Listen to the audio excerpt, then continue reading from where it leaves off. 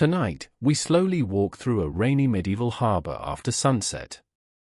The market fires are fading now, and the final boats are returning through dark water beneath a grey evening sky. Lantern light trembles softly across wet stone streets while tired dockworkers carry the last crates into quiet warehouses beside the harbor wall. Somewhere farther down the waterfront, a bell sounds once through the fog. And little by little, the town begins to grow still. You can imagine the smell of rainwater settling over old timber and salt-stained rope. The sea itself is calm tonight. Only a slow movement touches the harbor water beneath the wooden docks. Most of the fishing boats have already returned. Their sails are folded now. Their lanterns burn dimly. And their crews move more slowly than they did only a few hours earlier. Because the working day is ending. And across this medieval harbor town, people are beginning their quiet nighttime routines. Tonight, there are no great battles. No kings giving speeches. No dramatic events. Only rain. Only lanterns.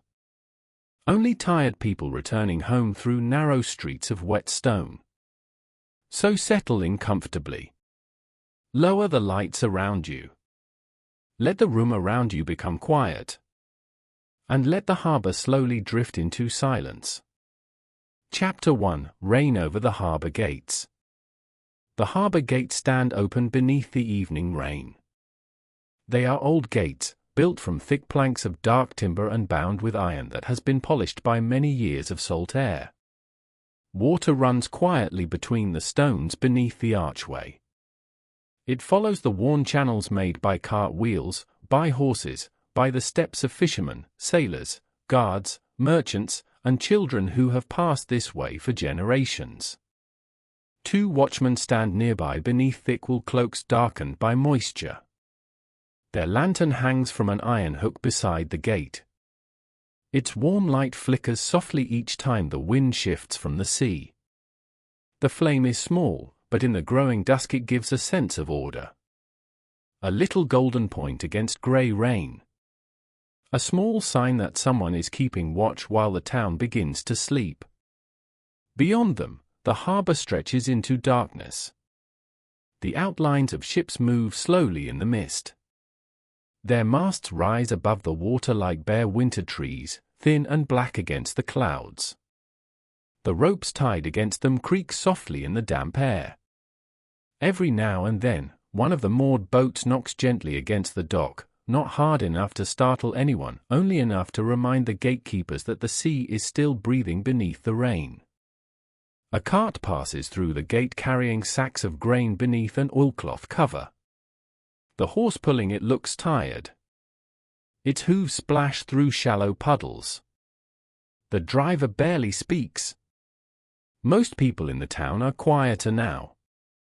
The rain has softened the streets, softened voices, softened footsteps, softened the sharp edges of the day.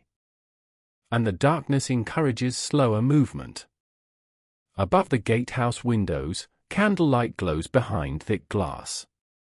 Inside, someone records arriving cargo by hand. A clerk bends over parchment while wax drips slowly beside him. His fingers smell faintly of ink and damp paper.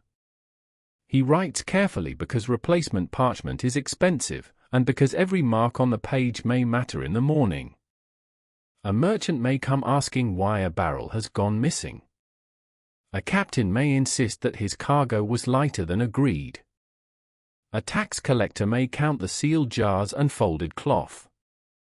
So the clerk works in silence, listening to the rain beyond the walls.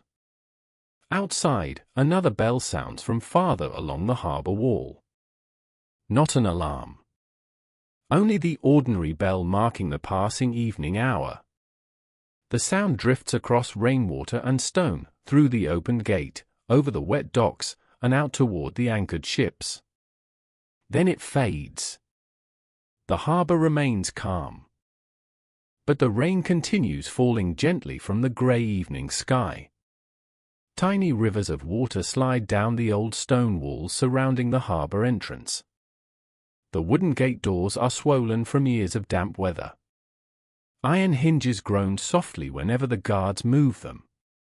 Even the iron seems tired tonight, as if the whole town has been holding its breath through a long, cold day and is finally ready to let go. One of the watchmen shifts his weight beneath his soaked cloak. His boots ache from standing all afternoon in cold rain. He warms his hands briefly beside the lantern flame before returning them beneath the folds of wool. Beside him, the second guard watches another small fishing cart disappear into the town. Neither man speaks much. There is little reason to. They have worked together for years. They know the sound of each other's footsteps. They know when the other is tired. They know which families come through the gate before dusk and which sailors delay until the tavern lamps are already bright.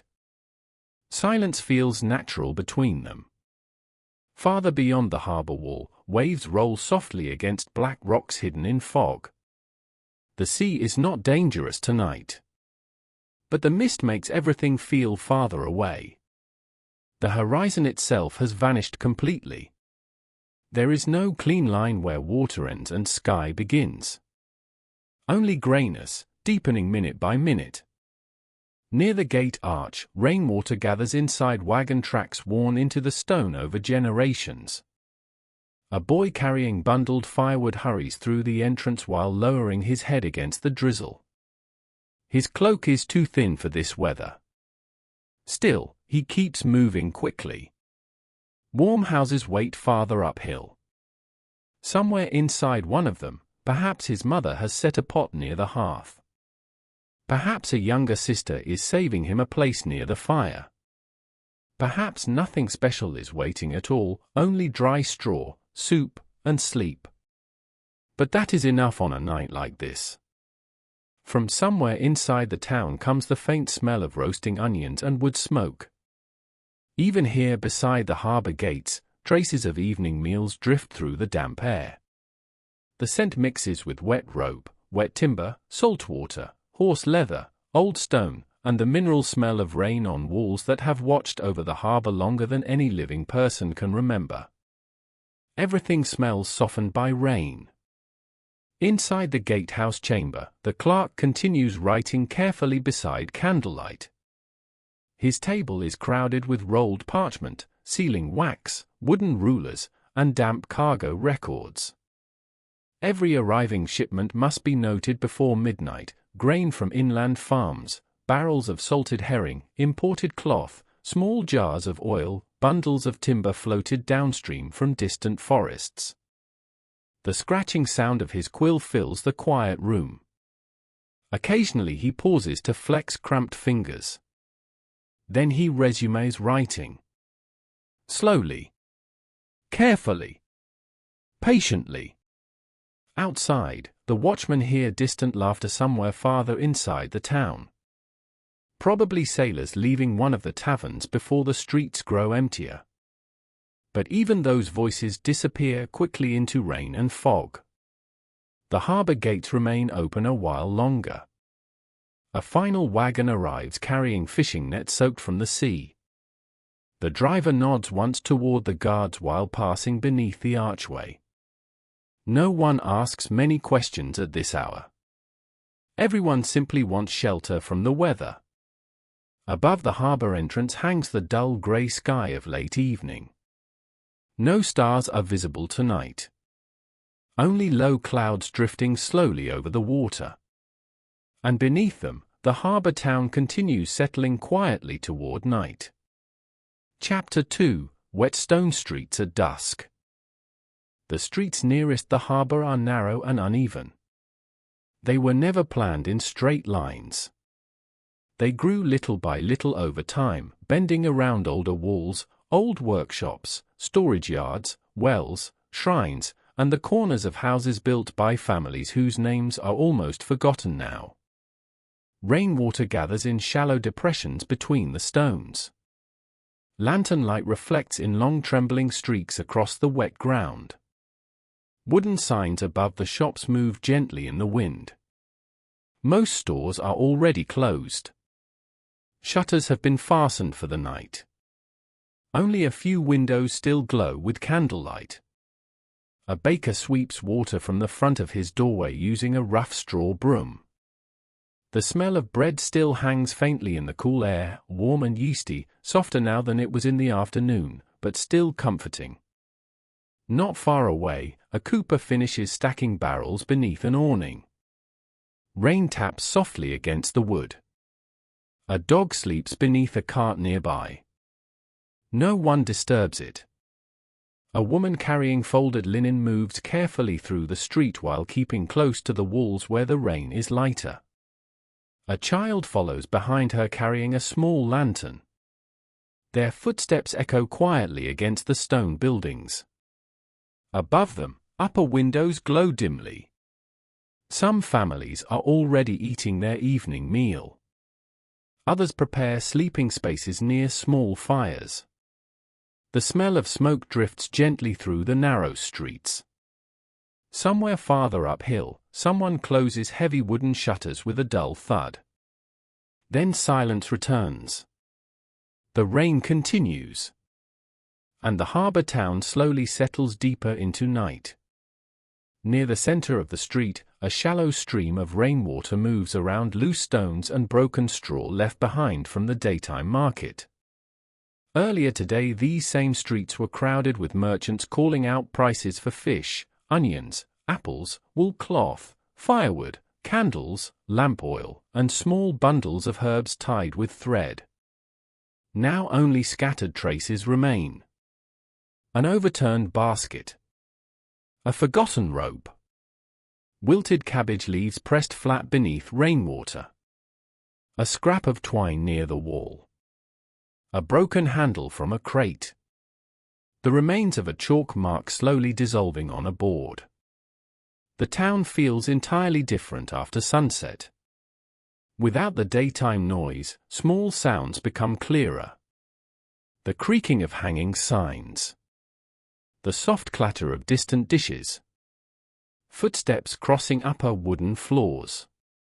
The occasional cough drifting from open windows before shutters close again.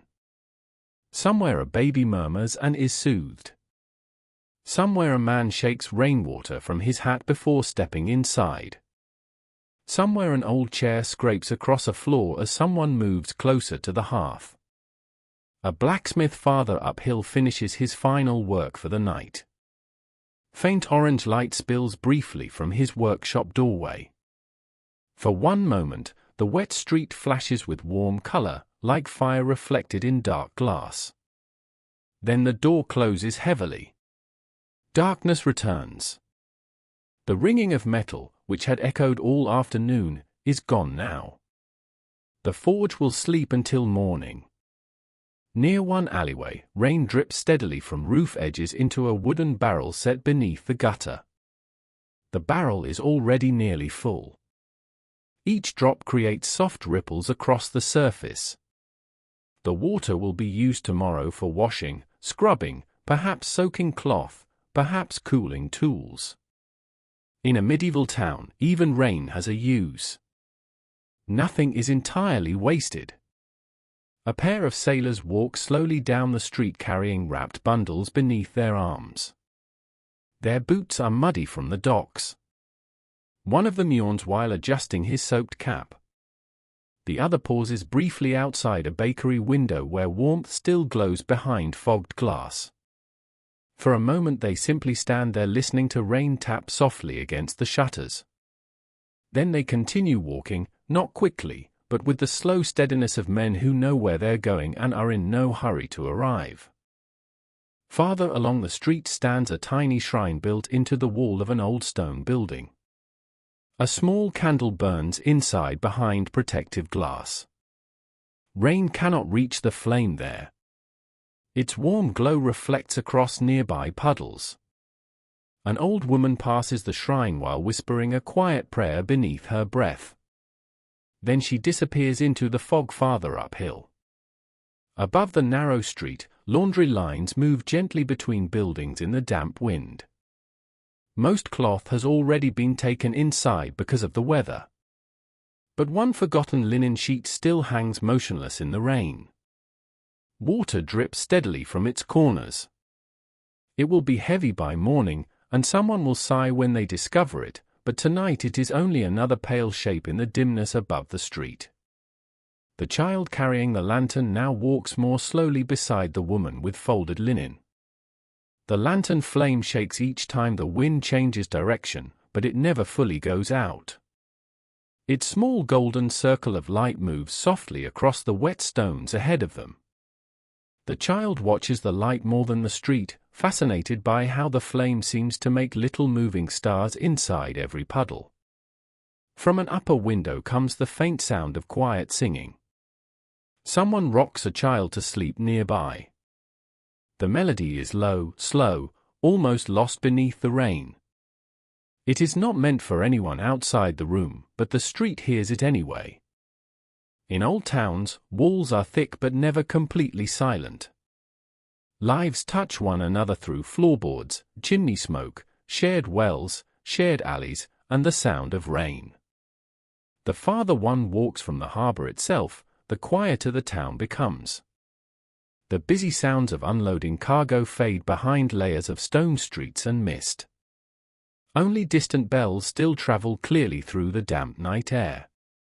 At the corner of another narrow lane, a cat watches rainwater flowing beneath a cartwheel. Its fur is dry beneath the wooden overhang. Its eyes reflect lantern light briefly before it disappears silently into darkness. And all across the harbor town, candle flames burn lower as families prepare for rest. Chapter 3: Warehouse Lamps and Crates. Along the docks stand rows of storage buildings built from thick timber and rough stone. Their roofs slope steeply so rain will run away toward the gutters and down into channels that lead back to the harbor.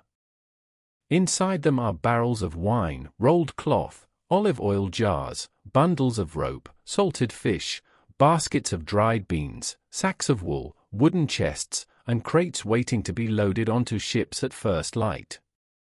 Tonight, only a few warehouse lamps remain lit. Workers move slowly now. Their shoulders ache from lifting cargo through the rain all afternoon. One man pauses near the doorway to warm his hands above a small iron brazier. Another records deliveries using a wax tablet before rubbing rainwater from his beard. The sound inside the warehouse is soft and rhythmic, boots on wood, rope against crates, water dripping from cloaks. Occasionally, distant thunder rolls beyond the harbor. But the storm remains gentle. It is not the kind of storm that tears sails or breaks masts. It is the kind that settles over a town and stays, making lamps more important, fires more welcome, and sleep more inviting. Near the back wall, stacked barrels cast long shadows in lantern light. A cat slips quietly between them searching for warmth. The workers barely notice. Most of them are thinking only about sleep. About dry blankets. About warm soup. About resting tired hands after another long day near the docks. Outside, rainwater flows slowly toward the harbor water below. The town grows quieter still. The warehouse air smells heavy with damp timber, lamp oil, old rope, and sea salt. Some crates have absorbed moisture from years beside the harbor. Their wood feels swollen beneath rough hands. Others are newer and still carry the faint scent of fresh-cut pine.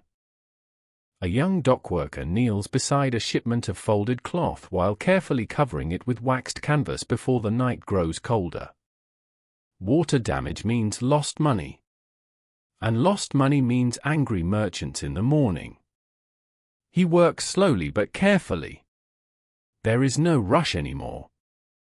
The day has already spent its strength. The harbor has given all it needed to give.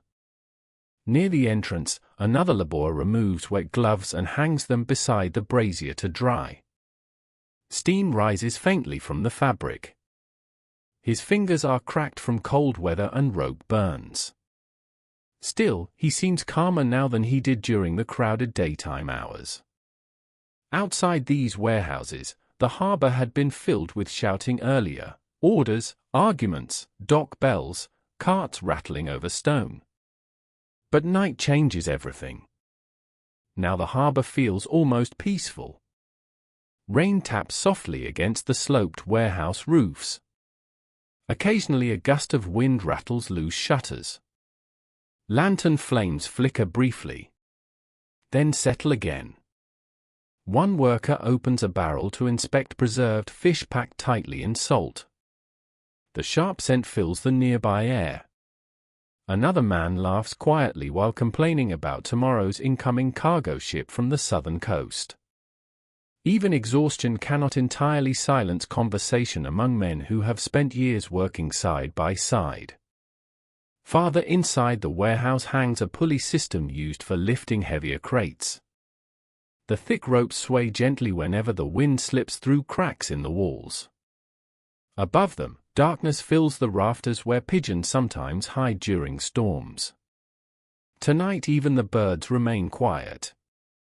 At a small wooden desk beside the rear wall, an older clerk checks cargo markings beside a lantern with clouded glass. His eyes strain in the dim light. Still, he carefully counts every crate and barrel before sealing the records with wax. Accuracy matters here, especially in wet weather when labels smear and shipments disappear easily into confusion. A boy apprentice sits nearby sorting small wooden tally sticks into groups. Each notch means something. A load paid. A cart counted. A shipment promised. The boy does not understand all the records yet, but he knows the habit of carefulness. In the warehouse, mistakes travel farther than a man expects. One wrong mark can become an argument. One misplaced barrel can become a debt. So he arranges the tally sticks in silence, touching each one as though it were a small part of the town itself. Outside near the docks, two sailors roll a final barrel toward another storage building before covering it against the rain. Their boots leave muddy tracks across the wooden planks. The harbor water below reflects weak lantern light in broken golden patterns.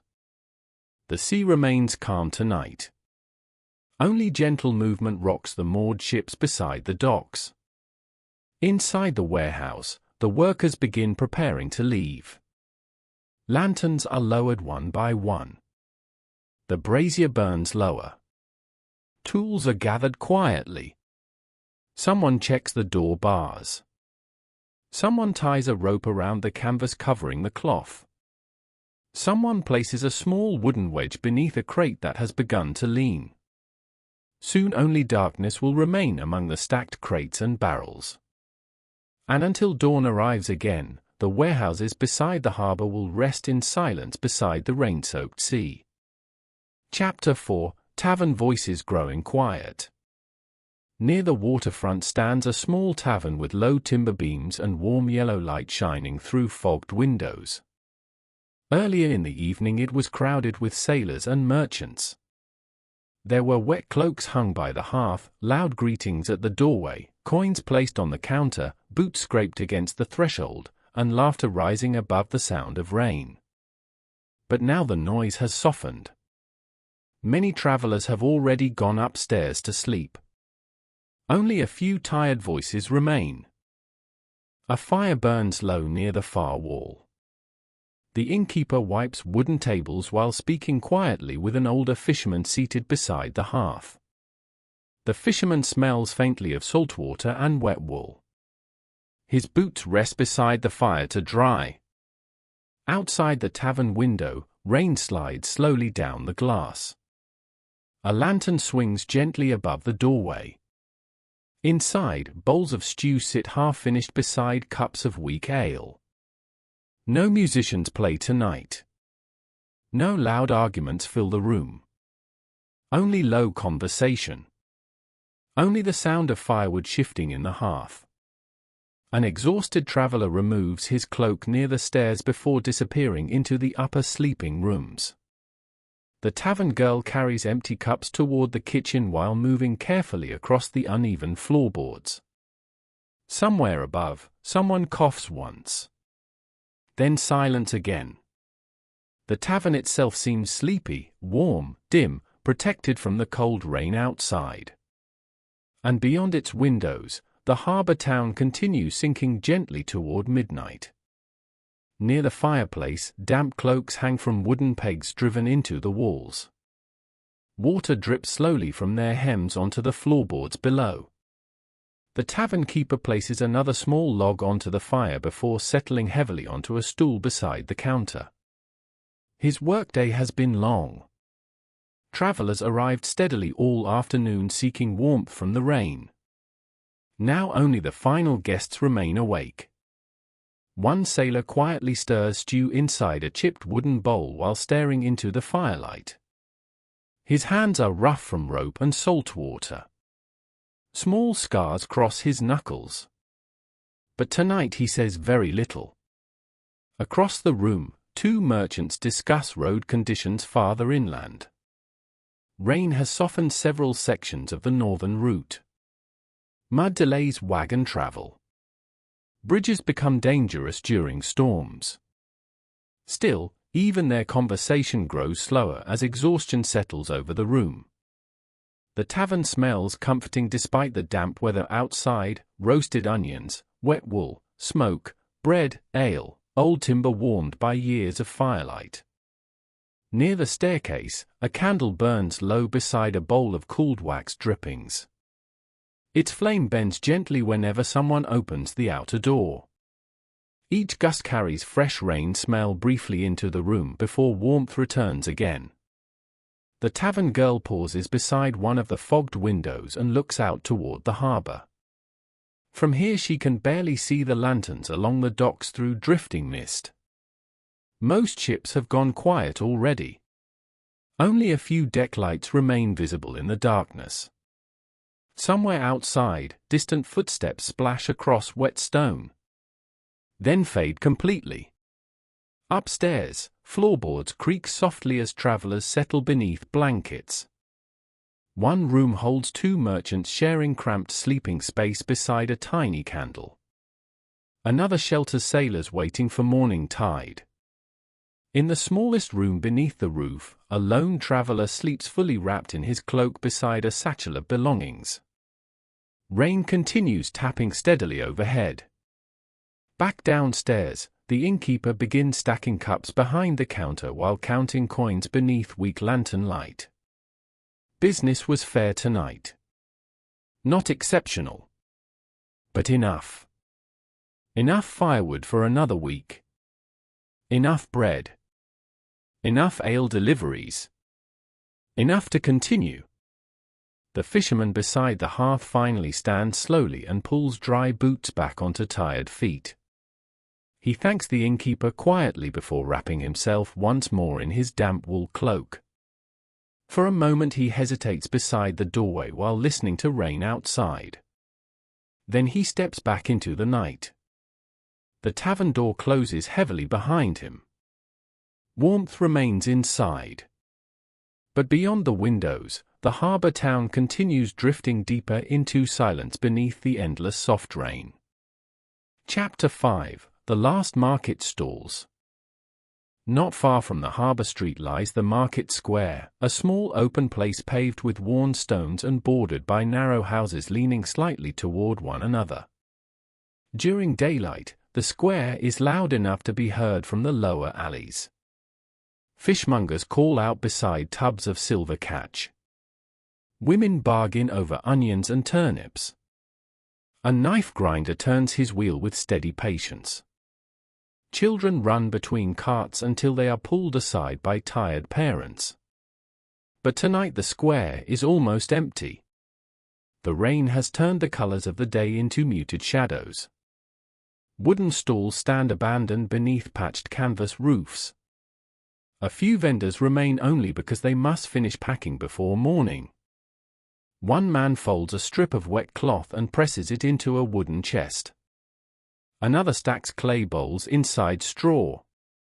A woman gathers bruised apples into a basket, separating the good from the spoiled by touch more than sight. The square smells of rain, vegetable leaves, damp straw, fish scales, and the faint smoke from the nearby houses. At the center stands an old stone well with a dark iron handle. Rainwater slides down its sides and disappears between the stones. Someone has left a rope bucket nearby, turned upside down to keep it from filling. A lantern hangs from the corner of the covered fish stall. Its light is almost out. The wick has shortened to a small red glow, and the flame bends whenever wind crosses the square. Beneath the stall, fish scales glimmer like little pieces of moonlight on the wet boards. By morning they will be washed away, or perhaps swept into a bucket and carried off before the smell grows strong. At the edge of the square, a tired vendor closes the lid of a chest and sits on it for a moment. His back aches. His hands are cold. He has spent the whole day telling people the same prices, answering the same questions, moving the same goods from cart to stall and stall to cart. Now he no longer thinks in words. He only listens to the rain. It is easier than thinking about tomorrow's work. A woman with a basket on her arm crosses the square slowly, heading home through the side lane. She has kept a few unsold herbs for her family. Their scent rises sharply in the wet air whenever the basket shifts: rosemary, sage, crushed parsley, a little mint. These small smells seem bright against the heaviness of the rain. Near a shuttered shop, two children collect pieces of broken straw to float in the streams running between the stones. Their mother calls to them from a doorway. Not angrily, only wearily. The children abandon their tiny boats and hurry inside. The door closes. The square grows quieter. From an upper room, light spills through a half-open shutter. A man mends a leather strap beside the window, using the final clear minutes before his candle burns too low. His wife sits nearby spinning thread with slow, practiced motion. Neither looks down at the square for long.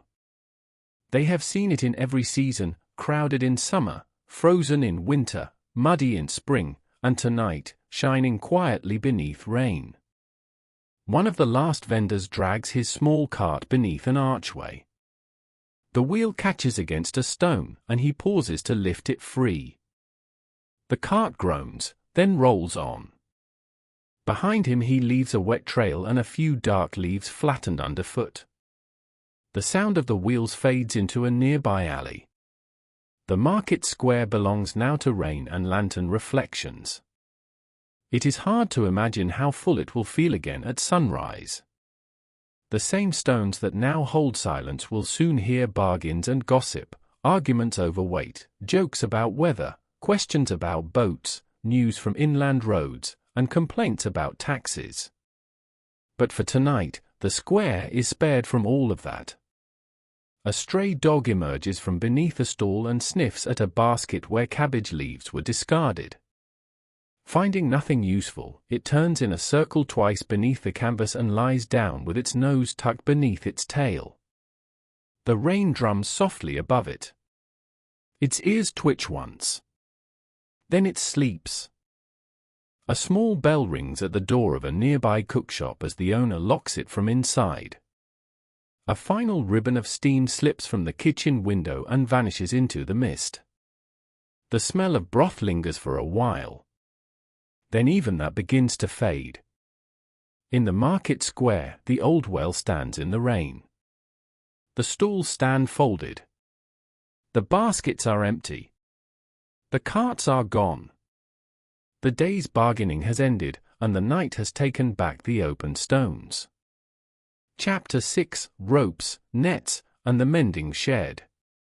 Down by the lower docks, past the warehouses and away from the tavern light, there is a long shed where ropes and fishing nets are repaired. It is not an impressive building. The roof sags in one corner. The door does not close cleanly unless someone lifts it at the hinge. The walls are patched with boards of different ages and colors. But to the people who work along the harbor, the shed is important. Inside, the air smells of hemp, tar, salt, and damp wool.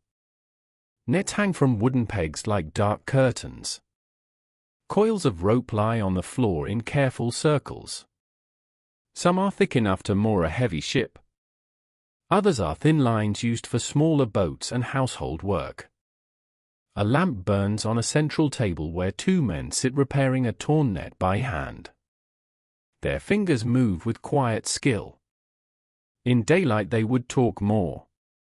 They might tell jokes, complain about the price of fish, argue about the weather, or recall storms that seem larger every time the story is told. But tonight the rain has made them slower. The net lies across their knees, and the work becomes almost meditative. Knot, pull, check, knot, pull, check.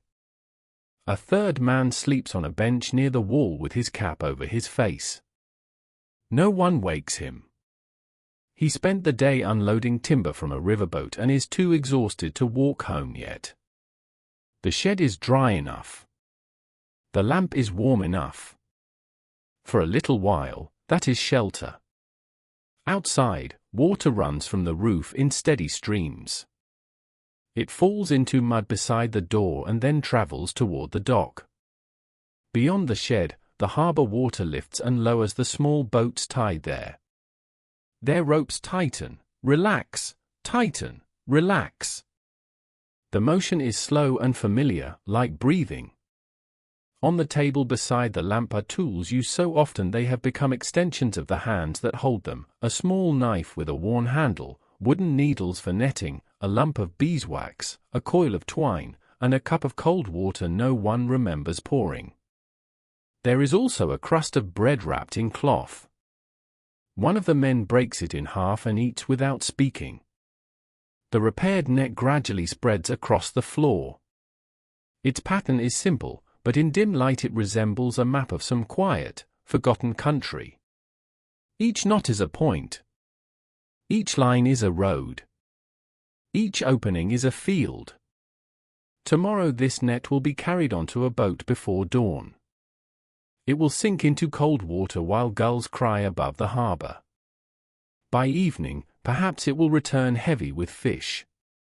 Or perhaps the sea will give little. The men have no way to know. The rain outside becomes steadier for a while. It presses against the roof and walls. In the distance, a bell sounds once from a chapel tower. One of the men looks up, counts the hour in his head, and returns to the net. There is still a small tear near the edge. He wants it finished before sleep. Against the far wall hangs a collection of old floats made from cork and carved wood. Some are smooth from years of use. Others are new and pale. Beneath them, a boy has scratched his name into a beam. The letters are crooked, but proud. Perhaps he works here sometimes. Perhaps his father does. Perhaps he only came in to escape the rain one afternoon and left his mark where no one would notice until years later. The sleeping man on the bench turns and mutters something no one understands. The others glance at him briefly, then smile. The harbor has many kinds of sleep. There is the sleep of travelers upstairs in taverns, the sleep of merchants in rented rooms, the sleep of families near hearths, the sleep of guards leaning into cloaks, and this sleep too, stolen on a hard bench among ropes and nets while rain covers the world outside. When the final tear is mended, the two men fold the net carefully. They do not rush, because rushing tangles things. They lay it over a wooden bar to dry as much as the damp night will allow. Then one lowers the lamp flame until the room becomes amber and shadow. Before leaving, they look once around the shed. Tools are in place. Ropes are coiled. The sleeping man remains where he is. The door is pulled as closed as it will go. It leaves a thin line of darkness and rain smell along one edge. The shed rests beside the harbor, holding its ropes and nets until morning. Chapter 7: The Chapel Bell in the Mist. Above the harbor streets, not very high but high enough to hear the sea, stands a small stone chapel. It is older than many of the houses around it. Its walls are thick. Its windows are narrow. Moss grows along the steps where rain gathers in the cracks. During the day, sailors pass its doorway and touch the stone beside the entrance, sometimes from faith, sometimes from habit, sometimes because habit and faith become hard to separate after many years beside uncertain water. Tonight the chapel is quiet. Its bell has already marked the evening hour, sending one round sound through the mist and over the roofs. Now the tower holds only rain. Water runs down the bell rope where it disappears through a small opening into the room below. Inside the chapel, a few candles burn near the front. Their flames are steady because the thick walls keep the wind away. The air smells of wax, damp stone, wool, and old wood polished by hands. A woman kneels alone near the back. Her hood is pulled low, and her folded hands rest against the edge of the bench. She says nothing aloud. The chapel does not ask for sound. It offers silence, and tonight that is enough. Near the doorway, a young novice carefully places a wooden board across a place where rainwater sometimes seeps through. He has done this before. Every heavy rain finds the weakness in old buildings. He wipes the floor with a cloth, wrings it into a bucket, and listens to the faint sound of the harbor below. Even from here, softened by distance, he can hear ropes creaking, wheels fading, a door closing, and somewhere, laughter dissolving into the rain. The chapel keeper moves through the room slowly, trimming one candle and replacing another. He knows which families will come tomorrow. A sailor's wife who always sits on the left. An old merchant with a stiff knee. Two brothers who bring their mother when the roads are not too slippery. A child who stares at the colored glass and asks questions in whispers. Tonight, none of them are here. Their places are empty, but not lonely. Outside the chapel, the path slopes down toward the market square. Rainwater runs along its edges. A small stone wall separates the path from a garden of herbs, most of them dark and flattened by weather. Rosemary stands firm. Sage bends lower. A few late flowers have closed themselves against the night. The woman at the back finally stands. She leaves no offering except a quiet breath and the mark of wet shoes on the floor. The chapel keeper watches without staring. Everyone brings something different into a chapel at night. Fear for someone at sea. Gratitude for safe return. Worry about debts. A memory. A hope. A grief too ordinary to speak of. The chapel receives all of it in the same silence.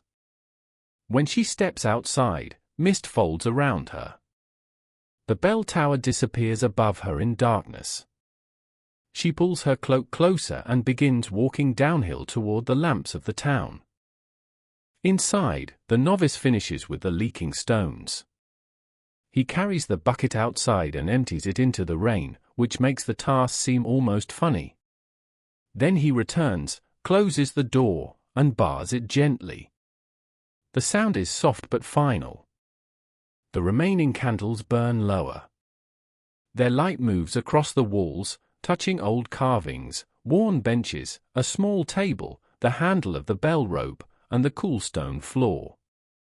The chapel has seen storms, weddings, funerals, departures, returns, and ordinary evenings too numerous to count. It has heard urgent prayers and sleepy ones. It has held the footsteps of people who felt alone and people who simply wanted a quiet place away from the noise of the docks. Tonight, it holds the sound of rain. After a while, the chapel keeper climbs the narrow stairs to the bell room. He does not ring the bell now. He only checks the shutters and makes sure the rope is dry enough to last the night. From the small opening in the tower, he can see the harbor as a blurred pattern of lamps, roofs, masts, and water. The whole town seems lower from here, softer, almost like a painting washed with grey. He stays only a moment. Then he descends carefully, one hand against the wall.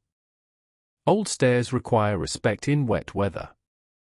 Below, the chapel returns to stillness. The bell waits in the tower. The rain continues. And the mist carries the last trace of its earlier sound across the sleeping harbor. Chapter 8: Homes above the harbor. The houses above the harbor are small, close, and warm with evening life. Their upper floors lean over the lanes, so that neighbors across the street can almost speak window to window without raising their voices. Smoke curls from low chimneys and dissolves into the rain. Behind shutters and thick glass, families move through the last rituals of the day. In one room, a mother ladles soup into wooden bowls while two children sit on a bench, sleepy but determined to stay awake. Their father has not long returned from the docks. His cloak hangs near the door, dripping onto a stone set there for exactly that purpose. He washes his hands in a basin of water that was warm once but is now only faintly so. The children ask whether the sea was rough. He tells them no. Only wet. Only grey. Only full of men wanting to finish work and go home. The soup is simple. Leeks, onions, barley, and a little salted meat. On another night, perhaps it would seem plain. Tonight, after rain and labor, it feels like plenty. They eat without hurry. The room is lit by a small fire and one candle set on the table. Shadows move slowly against the walls. The youngest child falls asleep before finishing the bowl. No one scolds him. His mother only wipes his chin with the corner of her sleeve. Across the lane, an old couple sits near their hearth. The man mends a wooden handle. The woman counts dried beans into a cloth bag for tomorrow's cooking. They do not speak often because they have spent so many years together that silence has become a shared language. When rain strikes the shutter harder, the woman looks toward it. The man says, "It will pass before morning." She nods, though neither of them knows if that is true. In another house, a young apprentice sleeps on a straw mattress beneath the stair, too tired to remove one boot. His master's wife notices and shakes her head, then pulls an old blanket over him. Tomorrow he will wake embarrassed and pretend he remembers lying down properly. No one will believe him. Farther uphill, a room above a candlemaker's shop glows brighter than most. The candlemaker is still working, pouring the last of the warmed wax into molds while his daughter trims wicks beside him. Rainy evenings are good for candle business. Storms remind people of darkness. Darkness reminds them to buy light. Still, work at this hour is slow and quiet. The daughter hums the same tune that someone below heard earlier through an open window. Near the roof, in a smaller room, a young woman writes a letter by candlelight. Her brother left on a trading ship 3 months ago. She does not know exactly where he is now.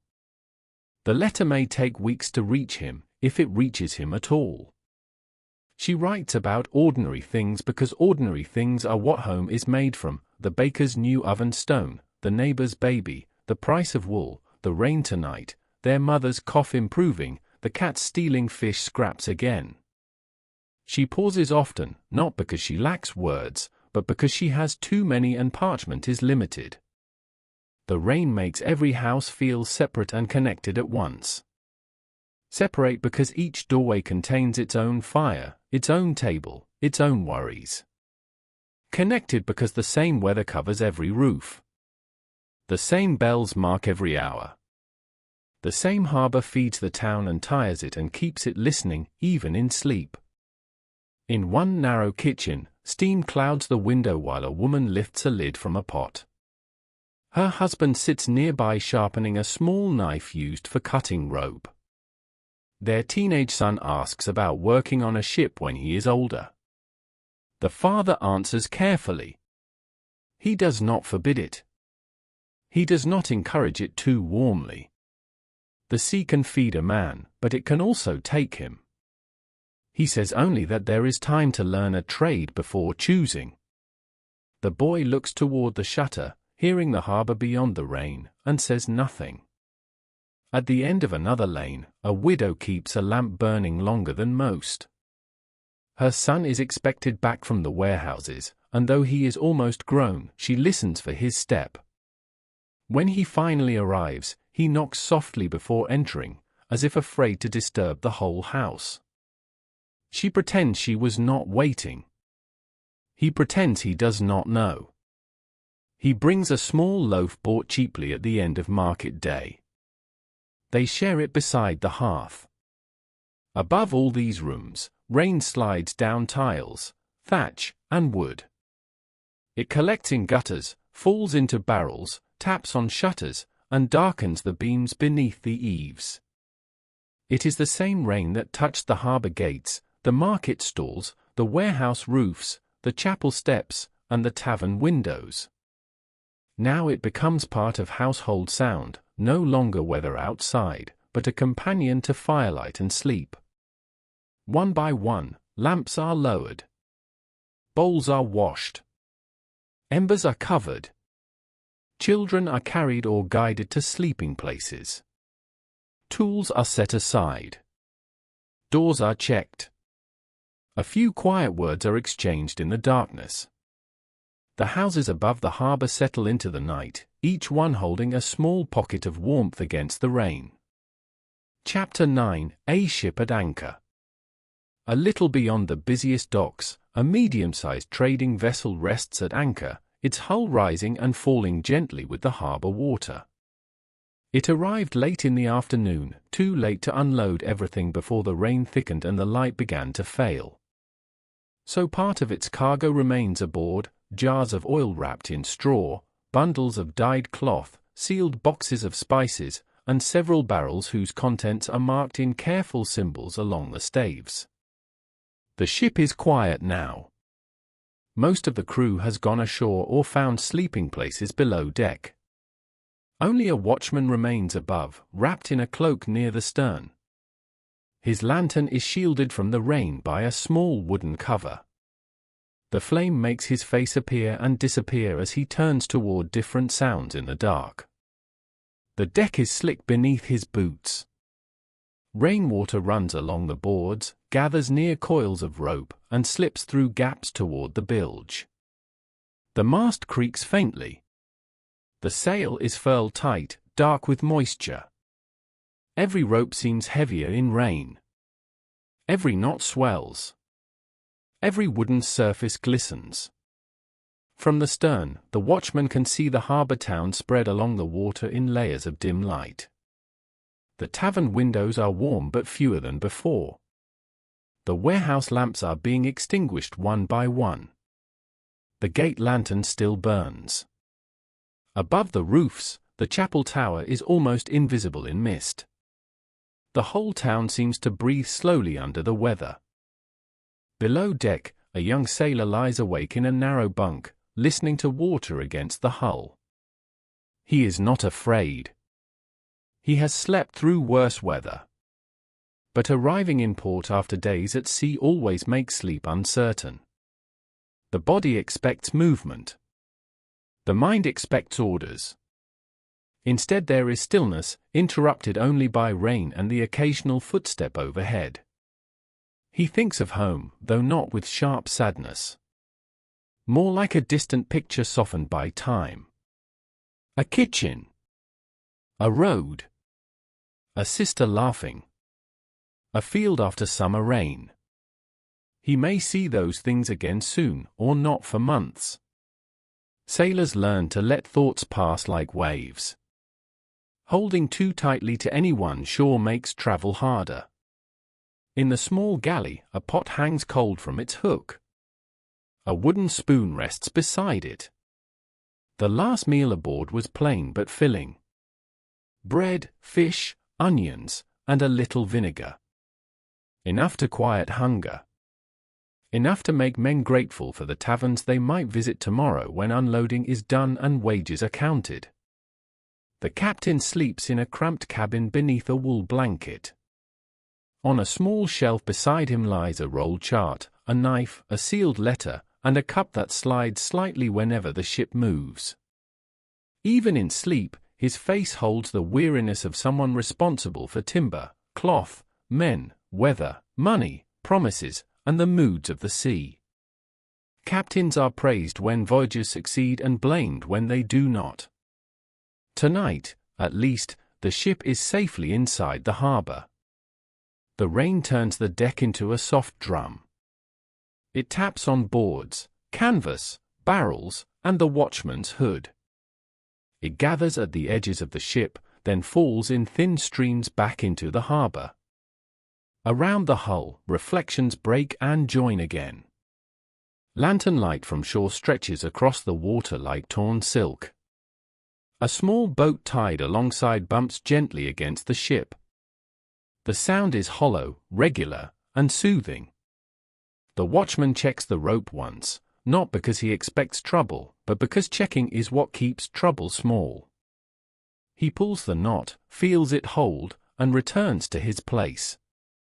Farther out, near the mouth of the harbor, another vessel shows a faint light. Perhaps it will wait until morning to enter. Perhaps the pilot cannot see the channel clearly in fog. Perhaps the crew aboard it is listening to the same rain and wishing for the same dry beds. The watchman watches the light for several minutes, then loses it behind mist. He thinks of the cargo below. Tomorrow, porters will come aboard before the first clear light has fully entered the sky. There will be shouting, measuring, counting, lifting, arguing over damage, checking seals, bargaining over storage, and the slow movement of goods from ship to dock to warehouse. Tonight all of that is future. For now the cargo sleeps in darkness, held by the ship's wooden belly. A rat moves somewhere near the sacks. The sailor below hears it but does not rise. Every ship has rats. Every harbor has cats. Every town has bargains with the creatures that live from its crumbs. The sailor turns onto his side, pulls his blanket higher, and listens to rain instead. The watchman above deck breathes into his hands for warmth. He looks once more toward the town. A final tavern lamp goes dark. The harbor gates remain faintly lit. The rain continues with the patient sound of something that has nowhere else to be. The ship at anchor rocks gently, held by rope, water, and the sheltered arms of the harbor. Chapter 10: The Night Baker's Oven. Although most of the town has begun to sleep, one bakery near the market square remains awake. Its shutters are closed, but warm light shows through the cracks. Inside, the baker has returned to work, because bread belongs to morning, and morning begins long before sunrise. The oven is a dark, rounded mouth of brick and heat. Earlier in the day it baked loaves for dock workers, families, travelers, and market sellers. Then it cooled, but not entirely. Now the baker feeds it again with split wood stacked beside the wall. Sparks rise when the new logs catch. The room glows orange. Outside, rain moves across the shutters, but inside the air is dry, flowery, and warm. The baker is broad-shouldered and quiet. His hands know the work better than his thoughts do. He measures flour by habit, adds water, salt, and starter, then folds the dough with slow pressure. The wooden table has been scraped smooth by years of kneading. It bears the marks of knives, bowls, elbows, and time. A young assistant sleeps sitting upright on a sack of flour, chin lowered to his chest. He was supposed to stay awake and prepare baskets, but the warmth defeated him. The baker notices and lets him sleep for several minutes longer. Young people need sleep. Bread does too, in its own way. Dough rests. Fire settles. People pause. Then everything rises when it is ready. The room smells of yeast, ash, warm grain, and old brick. A clay lamp burns near the shelves where finished loaves will cool before dawn.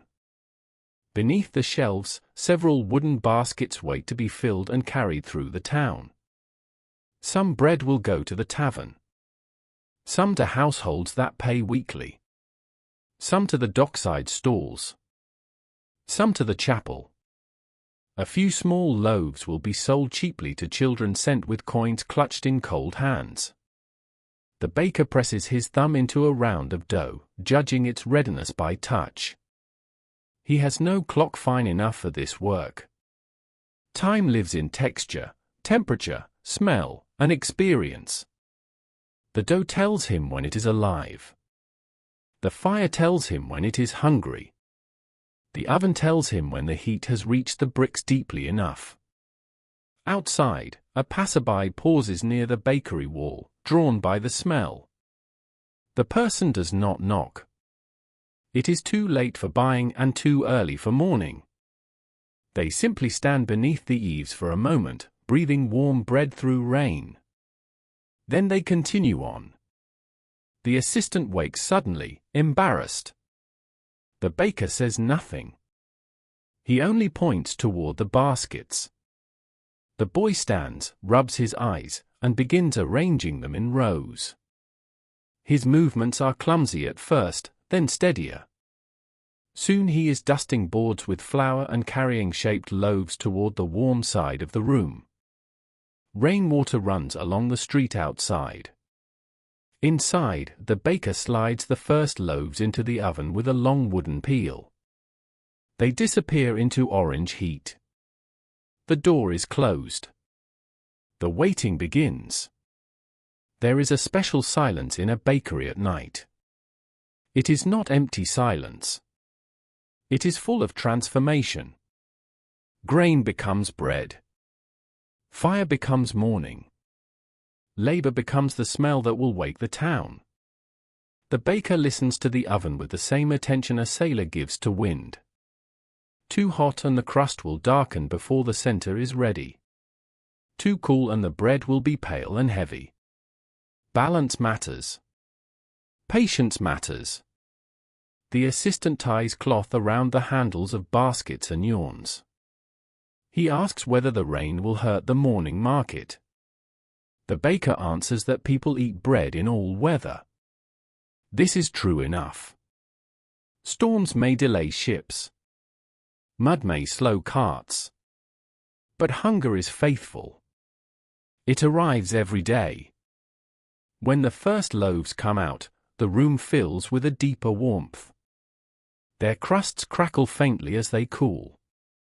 The assistant smiles despite himself. Even after months of work, the smell still reaches him. It reaches everyone.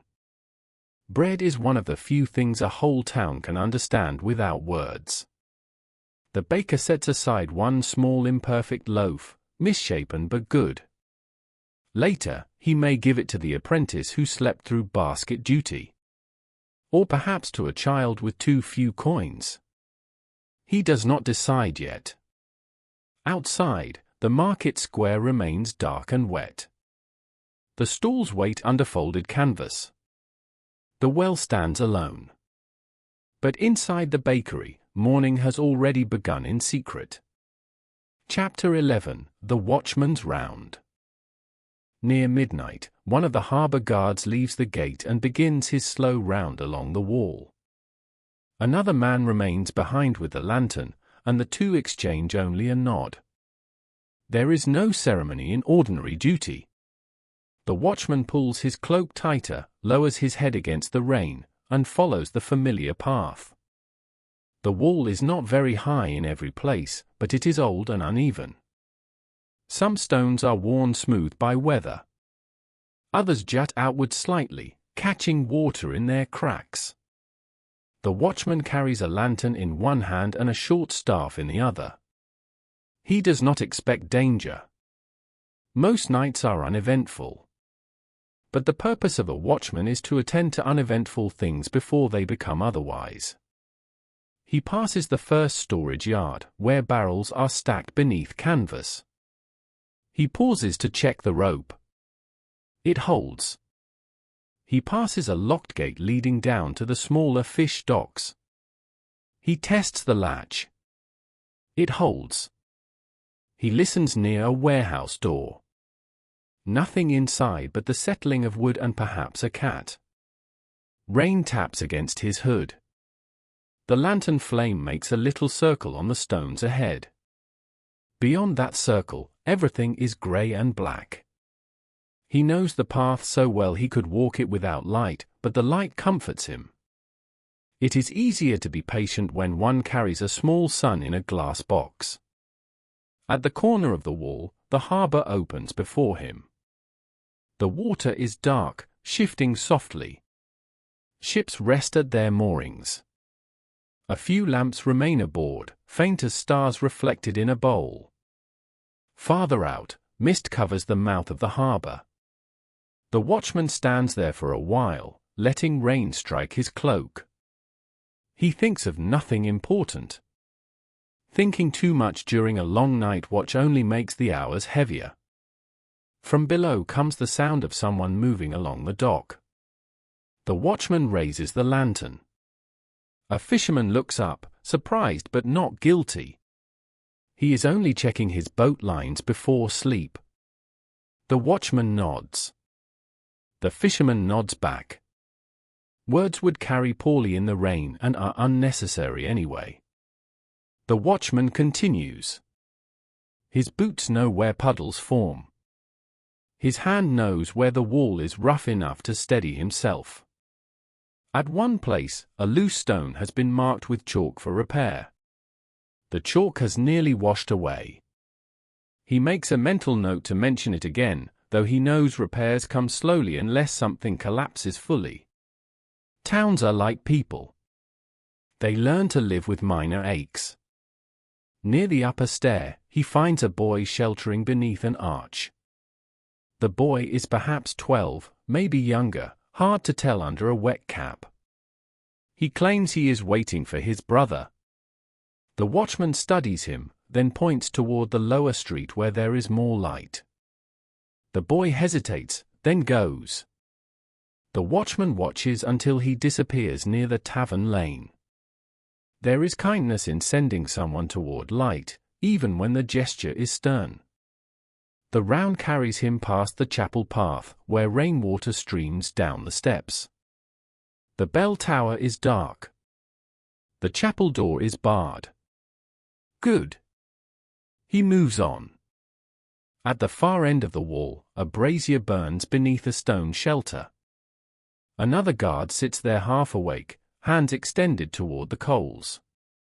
They exchange brief words about the weather, the late ship outside the harbour, and whether the rain will clear by dawn. Neither knows. Both pretend to have an opinion. For a few minutes, the watchman warms himself. The brazier smells of charcoal and wet iron. Steam rises from the edge of his cloak. Then duty pulls him onward. He lifts the lantern again and returns along the wall by a different path. The town below is quieter than before. More windows have gone dark. The tavern lamp is lower. The baker's faint glow remains near the market square. He smiles a little when he notices it. Bread before dawn. Always. By the time he reaches the harbour gate again, the rain has softened to a finer mist. The other guard looks toward him from beneath the arch. All quiet, the watchman says. The words are not dramatic. They are the best report a town can receive at midnight. The gate lantern burns. The ledger upstairs is closed. The harbour sleeps under watchful eyes. Chapter 12: The Rain on the Rooftops. If you could rise above the harbour town now, Gently, silently, like mist lifting from the sea, you would see the roofs shining in the night. Tile roofs, thatched roofs, slate roofs, patched wooden roofs over sheds and stalls, steep roofs over warehouses, low roofs over workshops, and the small roof of the chapel tower holding rain along its edges. Every surface receives the weather differently. On the higher houses, rain runs quickly down tiles and falls in silver threads from the eaves. On thatch, it settles more softly, darkening the straw and releasing an earthy smell. On the warehouses, it drums against broad wooden shingles with a hollow rhythm. On canvas stall covers in the market square, it gathers in sagging pockets until the fabric dips and spills water suddenly to the ground. The town is not silent from above. It has simply become a quieter instrument. The rain plays every roof, every gutter, every barrel, every shutter, every stone step. It taps, slides, drips, gathers, falls, and begins again. Chimney smoke rises where fires still burn. It does not rise straight. The damp air presses it low, so it drifts sideways between roofs before dissolving. Each chimney marks a room where someone is awake or where embers have been banked carefully for morning. Smoke is the visible breath of the houses. The streets below have turned into dark ribbons. Lanterns create islands of amber at corners and doorways. Between them lie stretches of blue-black shadow. A late walker crosses one of these islands and disappears into another. A cat moves along a wall. A shutter opens briefly, then closes. A bucket is pulled under an eave. Small actions, each one nearly invisible, make up the life of the night. Rainwater travels downward through the town. It begins at roof peaks, runs into gutters, falls into barrels, overflows into channels, crosses streets, follows the slope toward the harbor, and finally returns to the sea. In this way, the whole town leans toward the water. Every lane, every drain, every worn track seems to remember that the harbor is waiting below. On one roof, a loose tile shifts slightly under the weight of rain. It does not fall. It has been loose for months. The family below knows about it, but repairs require a dry day and someone with steady feet. Tonight the tile remains where it is, clicking softly when the wind changes. On another roof, pigeons huddle beneath a protected beam.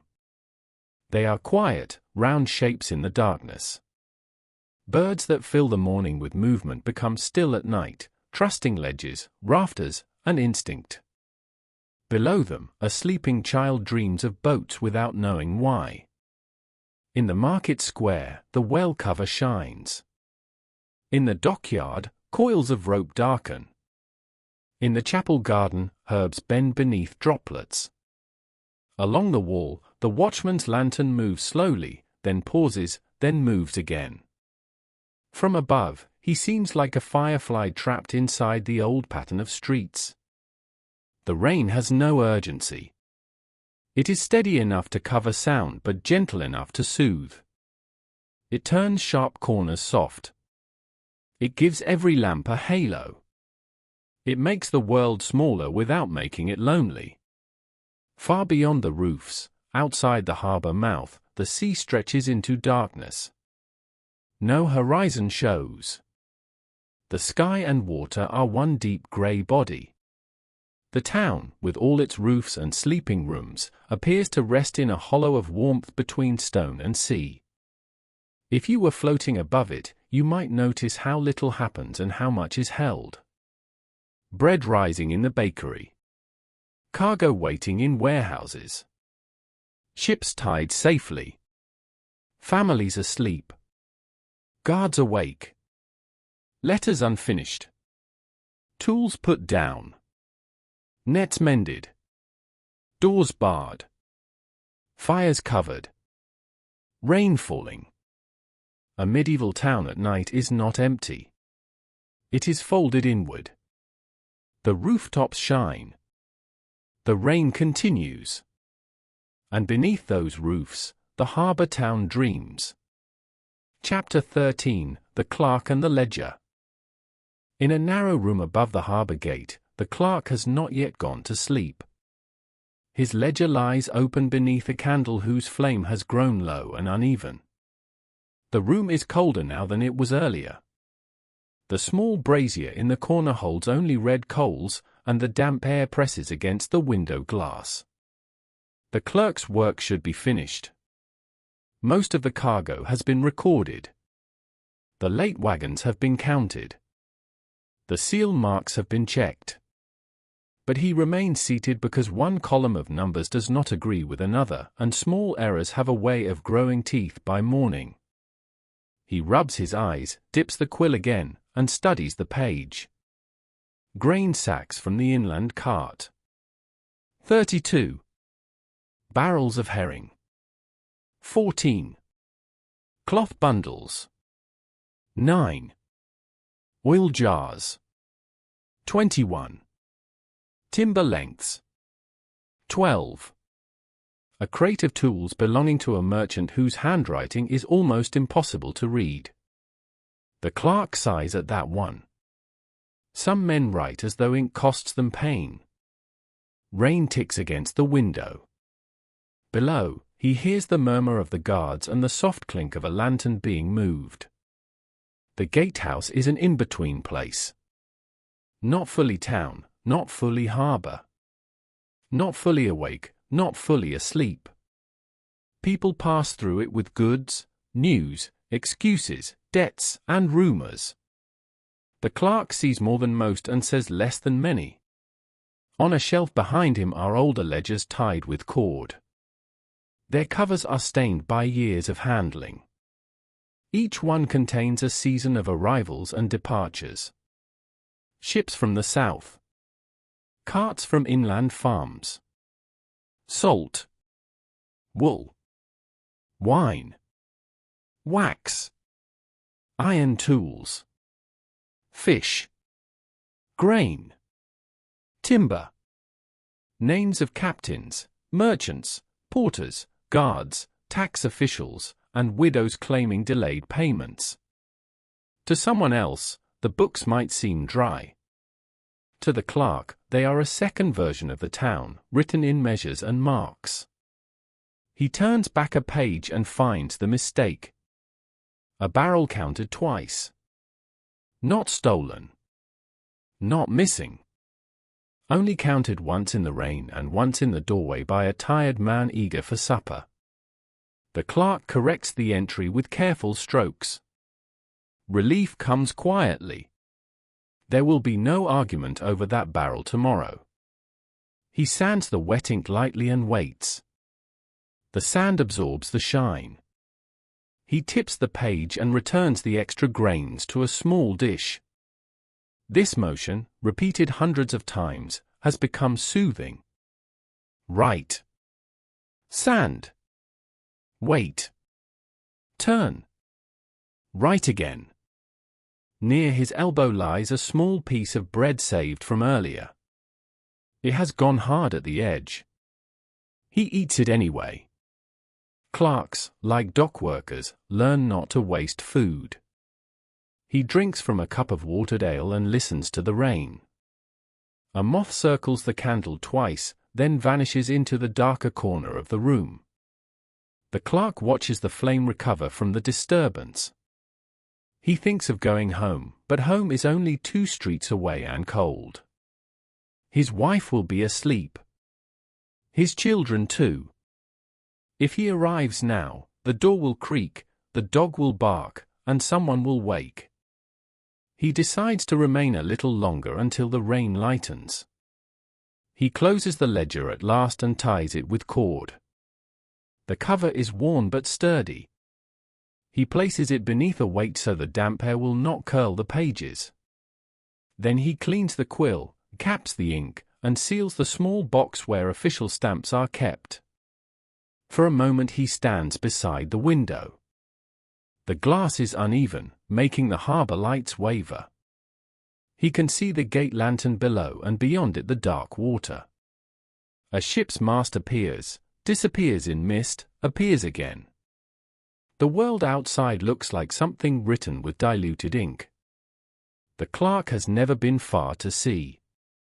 He knows ships mostly as entries in ledgers. Yet sometimes, especially at night, he wonders about the places named in the records. Southern ports where the air smells of citrus and dust. Inland towns where grain comes from fields he has never seen.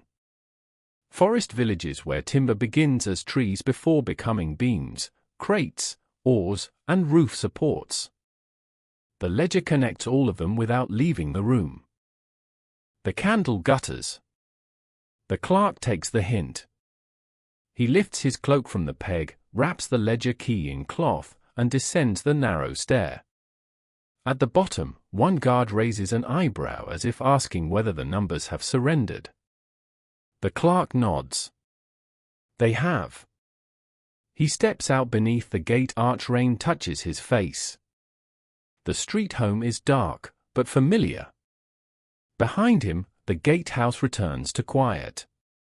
Chapter 14: Small boats in the black water. The smallest boats in the harbor are tied close together near the lower pier.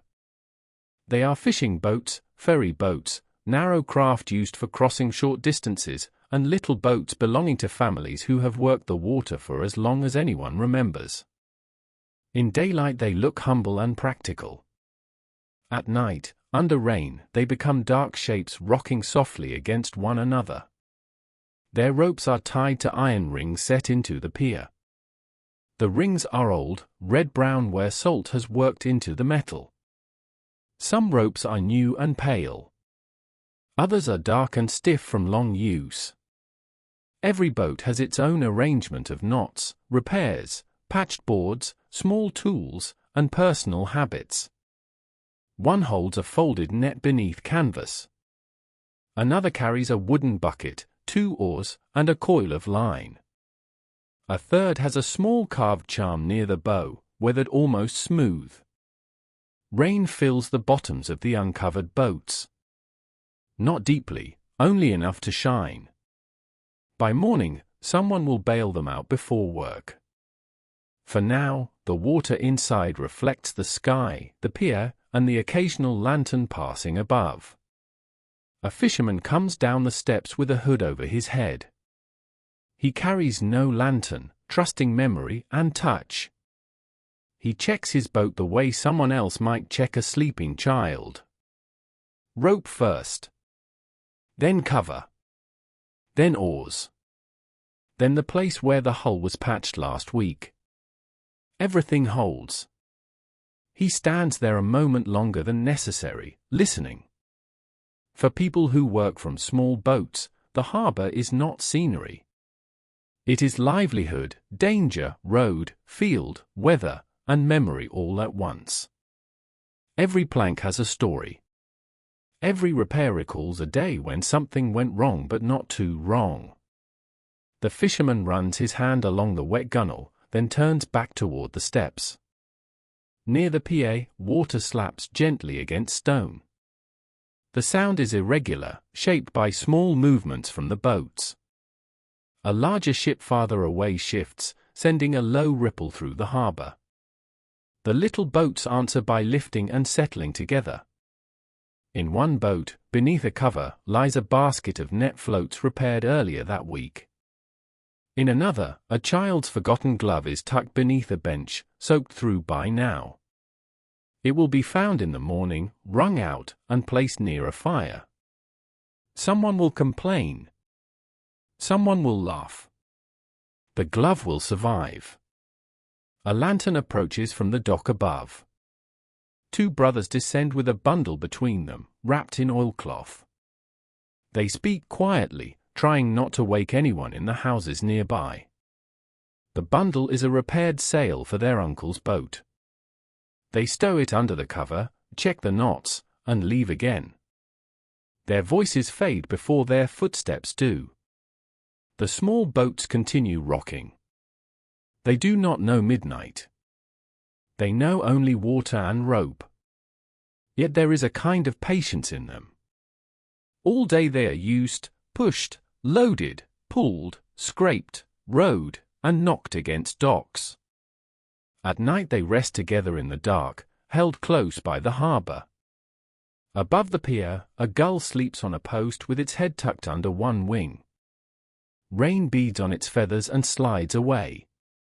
Gulls are loud by morning, bold by afternoon, and almost invisible at night. The sleeping bird does not stir when a drop falls from the post above it. At the edge of the pier, the harbor water is black enough to seem bottomless. But beneath it lie stones, mud, lost hooks, broken pottery, coins dropped by accident, bits of rope, fish bones, and all the small forgotten things that gather where people live beside water. A town leaves traces even in darkness. The fisherman who checked his boat reaches the top of the steps and looks back once. He cannot see much. Just the low forms of boats and the faint movement of water. But seeing is not always the point. Sometimes one looks back to confirm a feeling that the boat is there, that the rope holds, that tomorrow can begin. Then he disappears into the lane. The boats remain. Rain rings softly in the water collected inside them. The harbor keeps them close until dawn. Chapter 15: The Quiet of the Inn Rooms. Above the tavern, the sleeping rooms are low, warm, and crowded with the smells of travel, damp wool, leather bags, smoke from the hearth below, tired bodies, and the faint sweetness of straw mattresses. The floorboards creak whenever someone turns. Rain taps the roof in steady rhythms, sometimes soft, sometimes firmer when the wind pushes it sideways. In the largest room, 3 sailors sleep on narrow beds arranged along the wall. One snores quietly. Another lies awake with his eyes open, watching the beam above him as if it were the horizon. A third has fallen asleep still wearing his belt because he was too tired to remove it. Their boots stand in a line near the door, stuffed with scraps of cloth to help them dry. A merchant in the next room sits awake at a small table, counting coins for the second time. Not because he distrusts the first count, but because travel makes men cautious. He arranges silver, copper, and small tokens into separate piles. Then he wraps them in cloth and places them inside a pouch beneath his pillow. Only after that does he loosen his collar and lie down. Down the hall, a mother traveling with 2 children whispers for them to be still. They are excited by the strangeness of sleeping above a tavern near the sea. Every sound becomes a question. Is that a ship? Is that thunder? Is that someone on the stairs? She answers each one patiently until the answers become shorter and the children's eyes close. The innkeeper's wife climbs the stairs carrying one final candle. She checks the hallway, adjusts a latch, and pauses beside a room where an old man has been coughing. She listens. The coughing has eased. Good. She continues to the end of the hall and lowers the candle flame there, leaving just enough light for someone to find the stairs if needed. Rain on the roof makes the inn feel enclosed, almost floating. The guests are strangers to one another in daylight, each with separate destinations, debts, hopes, and errands. But at night they share the same shelter, the same walls, the same weather. A medieval inn is never entirely private. It is a temporary household made of travelers. A young courier sleeps with his satchel strap wrapped around his wrist. The satchel contains letters sealed with wax, and though most are probably ordinary business, he treats them as treasures. Messages can matter greatly to people who wait for them. He has learned this from faces at doorways. In a small corner room, a peddler dreams of roads. Even asleep, his hand rests near the pack that carries needles, ribbons, combs, buttons, and small mirrors. Such items seem minor until one needs them. He has sold them in villages, farmsteads, market squares, and once to a noble woman servant who paid without bargaining. Tomorrow he will decide whether to remain another day or take the inland road if the rain lightens.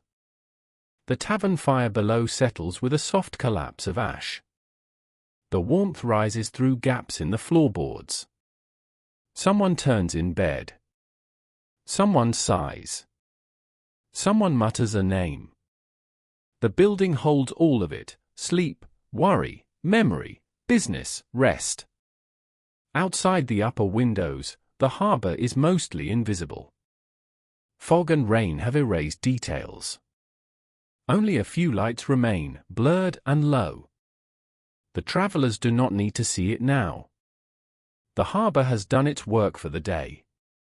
It brought them here, or brought their goods, or offered them a place between journeys.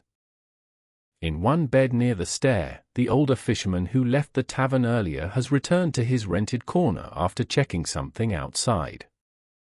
His cloak hangs by the door again, wetter than before. He lies down slowly, joints aching, and pulls a blanket over himself. He thinks about the morning tide. He thinks about whether the rain will push fish closer to shore. Then thought thins out and becomes sleep. The innkeeper and his wife remain awake a little longer in the small room behind the kitchen. They speak softly about supplies, firewood, a cracked mug, and the guest who promised payment after unloading cargo tomorrow. Their talk is practical, but gentle. Shared work becomes its own kind of companionship. At last, the final candle is pinched out. The hallway darkens. The inn breathes with sleeping people. Rain continues over the roof, steady and forgiving. Chapter 16, The Hour After Midnight. After midnight, the harbor town enters its deepest quiet. Not absolute silence, because towns are never silent. But the busy part of the night has passed. Those who meant to return home have mostly returned. Those who meant to sleep have mostly surrendered. The tavern is dark. The market square is empty.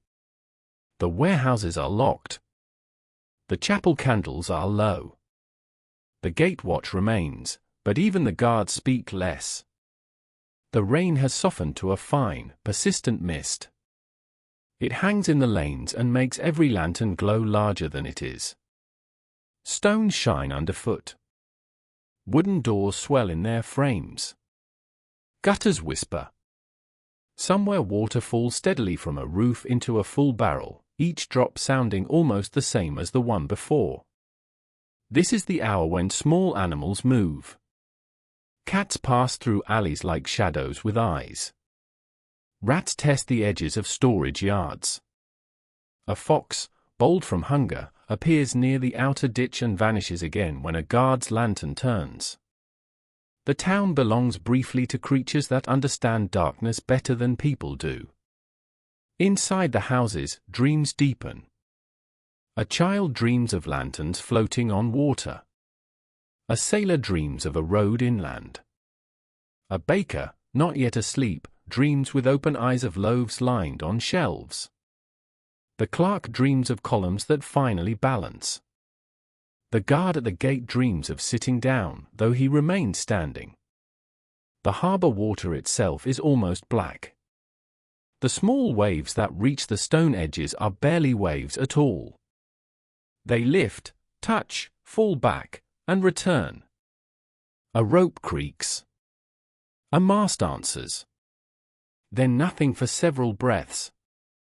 In the upper part of town, a dog barks once, perhaps at a sound no person hears.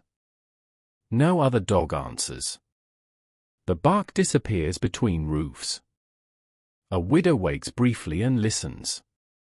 She does not know what woke her. Rain, perhaps. A dream, perhaps. Old grief, perhaps.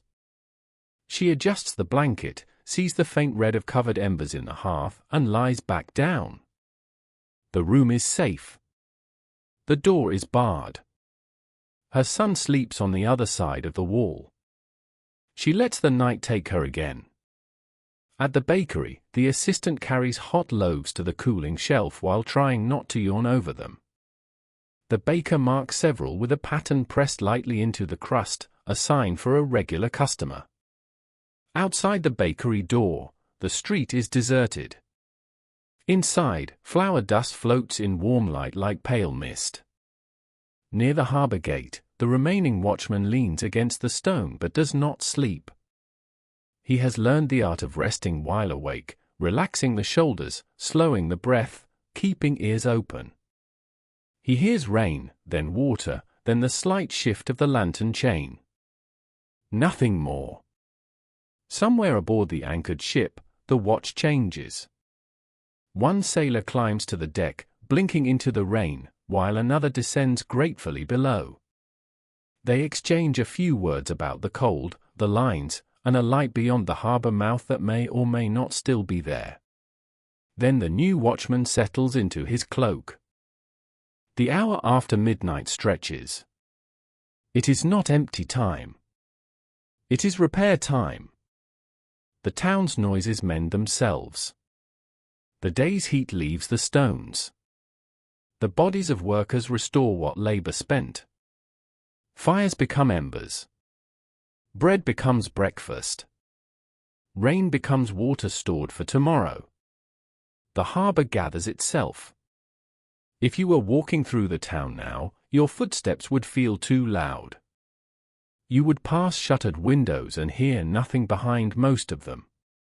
You would see the market square shining under mist, the well dark, the stalls folded.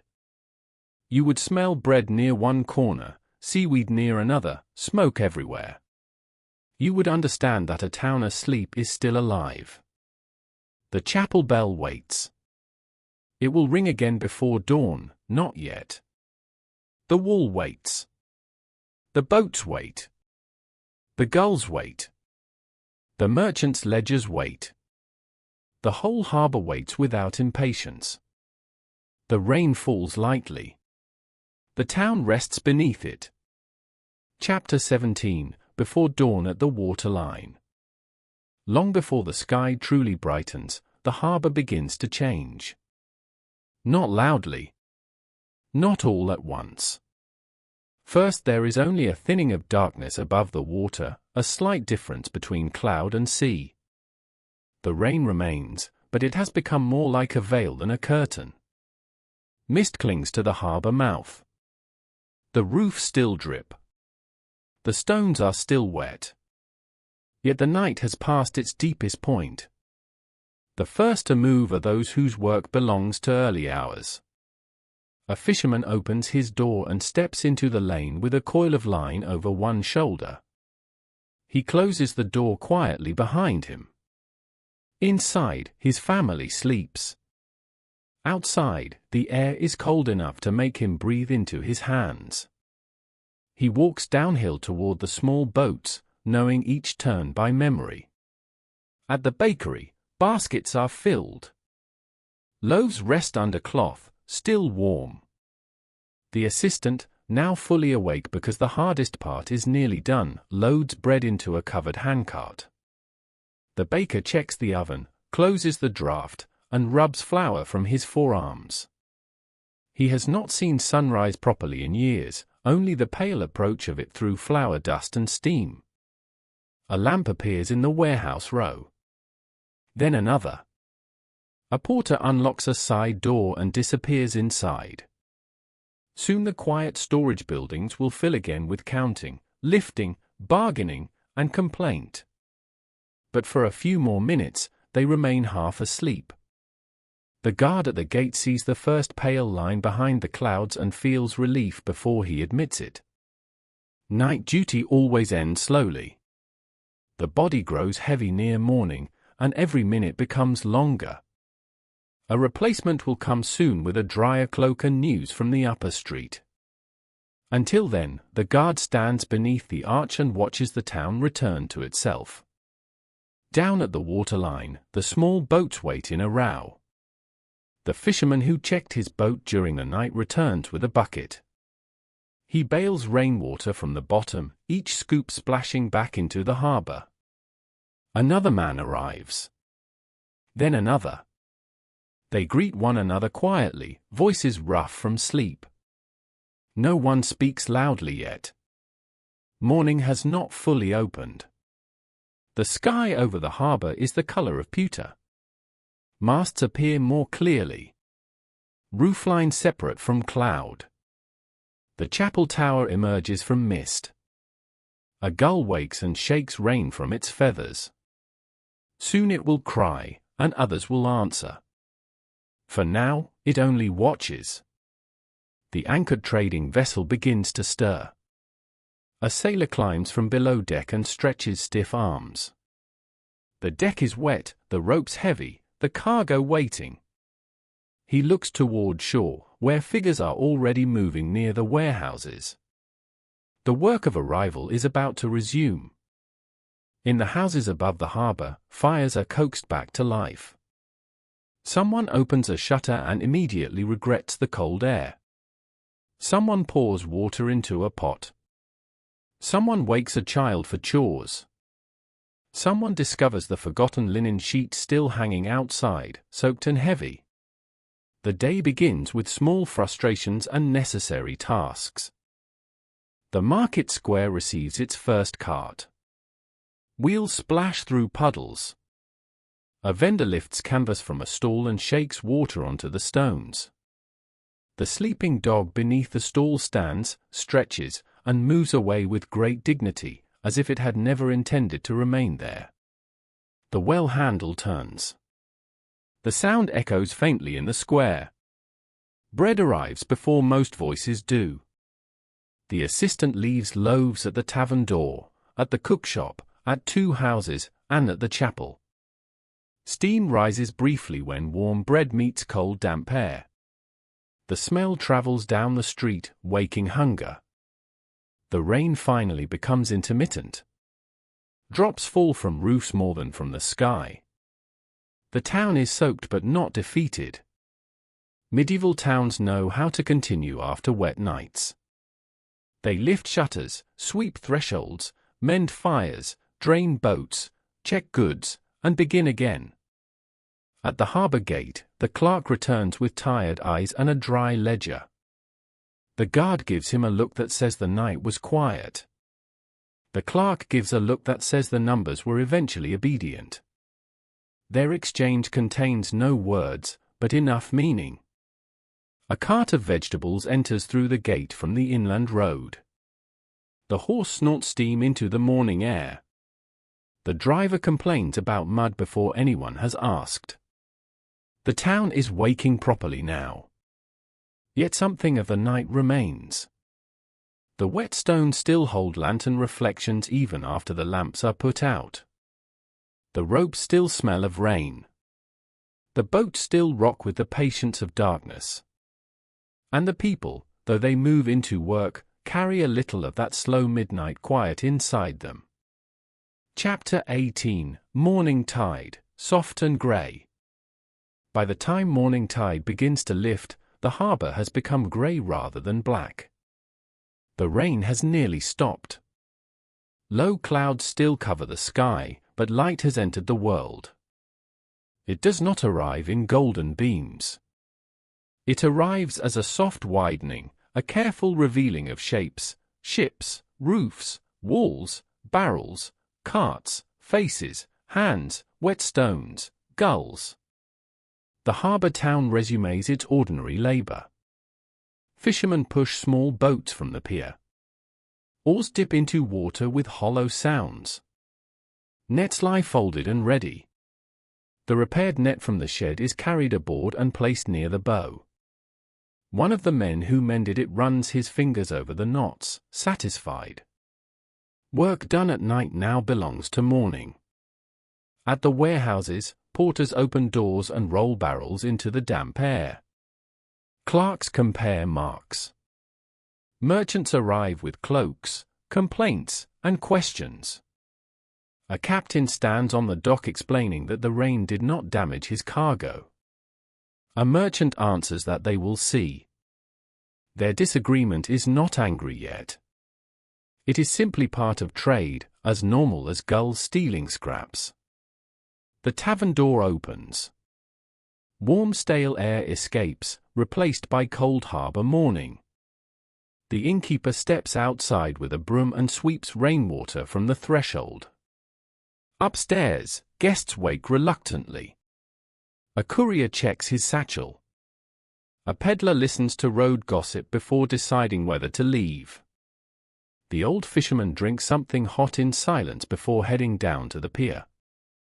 The market square grows louder. Not truly loud yet, but building. Canvas covers are lifted.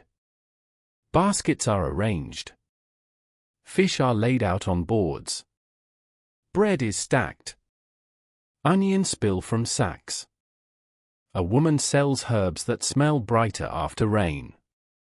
Children sent on errands weave between adults with coins in hand. The old well is used again and again, its handle creaking in a rhythm almost as familiar as bells. The chapel bell rings the morning hour. Its sound is clearer now than it was in the night, though mist still softens its edges. People hear it while lifting crates, lighting fires, opening shops, fastening belts, folding blankets, and stepping carefully around puddles. The bell does not stop work. It simply tells everyone that the day has arrived. Above the harbor, the houses open their shutters. Smoke rises from chimneys. A woman shakes crumbs from a cloth into the lane, and birds appear almost instantly. The child who carried the lantern last night is sent to fetch water. He walks past the same puddles, now pale with morning instead of gold with lantern light. The town is the same, but changed by light. At the gate, wagons wait to enter. The guards look more awake now that replacement and breakfast are near. The ledger room above them smells again of ink. The clerk writes the first entries of the day while trying not to think about how few hours he slept. His quill moves steadily. History, for most towns, is not written as one grand story. It is written in lists, sacks counted, barrels received, taxes paid, repairs needed, names recorded, debts carried, goods moved, ships arrived, ships departed. The trading vessel at anchor sends its cargo ashore. Oil jars are passed carefully from hand to hand. Cloth bundles are checked for damp. A sailor laughs when a gull lands boldly on a crate as if claiming ownership. The watchman from the night before finally sleeps below deck, rocked by the same water he watched for hours. The rain has left everything clean in its own rough way. The streets are muddy at the edges, yes. The roofs drip. The carts splash. Cloaks remain damp. But the air smells renewed, salt, bread, smoke, wet stone, fish, herbs, and the faint sweetness of wood after rain. And now, as our walk through the harbor town comes gently toward its end, we can leave the people to their mourning. The guards to the gate. The bakers to their baskets. The fishermen to their boats. The merchants to their ledgers.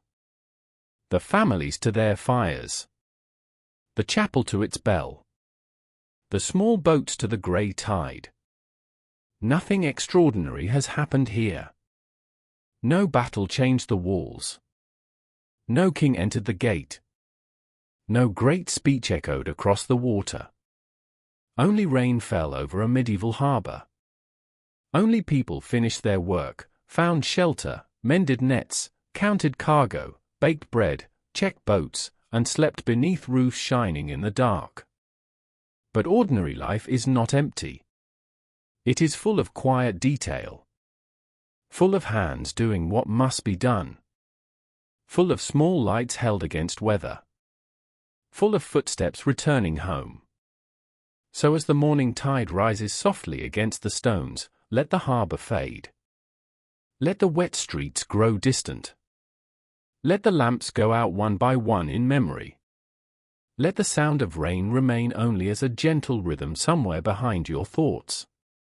The harbor town continues without us now. And you can rest. Chapter 19, a soft historical afterword. Before we leave this harbor entirely, it is worth staying for a few final quiet moments, not to add drama, but to notice how much of the town's life has been carried by ordinary things. A harbor like this is not only a place where ships arrive. It is a meeting point between land and water, between inland farms and distant coasts, between the labor of one household and the needs of another. The grain that entered through the gate last night may become bread for sailors tomorrow. The cloth protected in the warehouse may become a cloak for someone who has never seen the ship that carried it. The rope prepared in the shed may hold a fishing boat steady through another storm. The candle bought from an upper street workshop may burn beside a ledger, a cradle, a sickbed, or a supper table.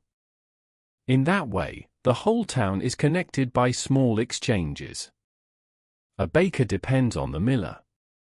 The miller depends on farmers and carts. The carts depend on wheelwrights, blacksmiths, and roads that remain passable after rain. The fishermen depend on nets, boats, weather, and buyers waiting with baskets. The tavern depends on travelers, firewood, ale, bread, and the willingness of tired people to spend one more coin for warmth. The guard depends on the lantern maker, the clerk on the parchment seller, the merchant on the porter, and the porter on the strength of his own back. No one is entirely separate. Yet none of this needs to be loud. Most history, when lived from day to day, is quiet. It is a door being barred against rain. It is a candle trimmed before sleep. It is a child carrying a lantern beside a parent. It is someone checking a knot not because anything is wrong, but because care is a habit. It is a clerk finding a small mistake before morning. It is a fisherman touching the side of his boat in the dark. It is an innkeeper deciding that business was enough. It is a woman writing a letter that may or may not cross the sea.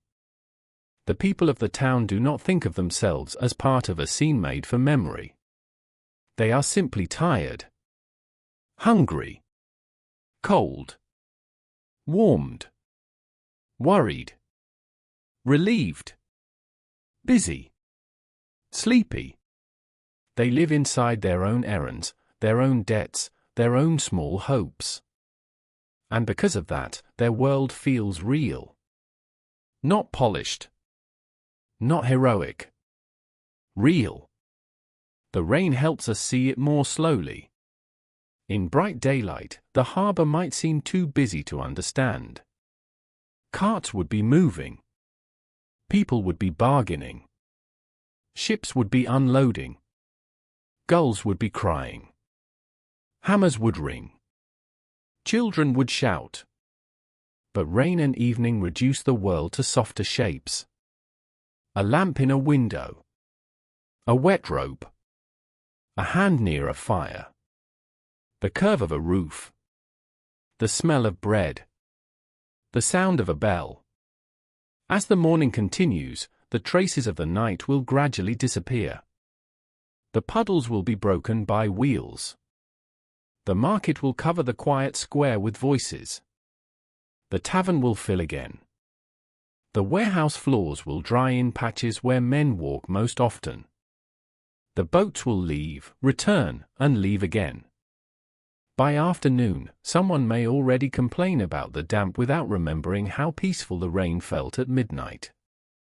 That is the nature of ordinary days. They pass through people and leave only faint marks. A repaired net. A clean threshold. A loaf eaten. A page written. A child's memory of lantern light on wet stones. Years later, perhaps that child will be grown and remember this town not as a map or a list of buildings, but as sensations, the smell of rain on the harbor gate, the sound of the chapel bell through fog, the warmth of bread carried through cold air, the soft knock of boats against the pier. And perhaps that is enough. So now we step back from the town. We leave the gate behind us. We leave the market square to its morning voices. We leave the baker wiping flour from the table.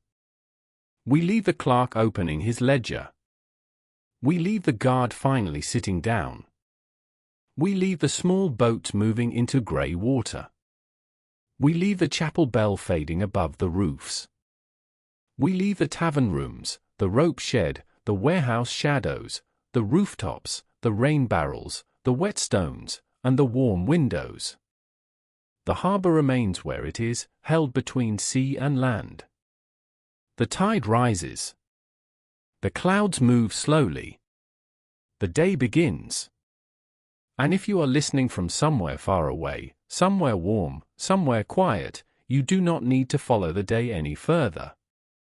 You can let the sounds become softer now. Let the market voices blur. Let the gulls drift farther off. Let the oars enter the water only in the distance. Let the bells become low and slow. Let the whole medieval harbour town recede into mist. Only a few images need remain. A lantern beneath the gate. A wet street shining at dusk. A warm tavern window. A folded net in a wooden shed. A ship at anchor. A baker's oven before dawn. A quiet roof under rain. A grey morning tide. Hold them gently, then let them go. The rain has passed into memory. The town is awake now. But you can continue resting, as if the night has not fully ended, as if the sound of soft water still moves somewhere beyond the window, as if the harbour lights are still trembling across dark water beneath a grey and peaceful sky. And now, there is nothing more you need to do. The harbour is safe. The doors are closed. The lamps are low. The tide is calm. And the rain, at last, is only a whisper. Soft closing for the listener. So breathe slowly now, and imagine the town from far above once more.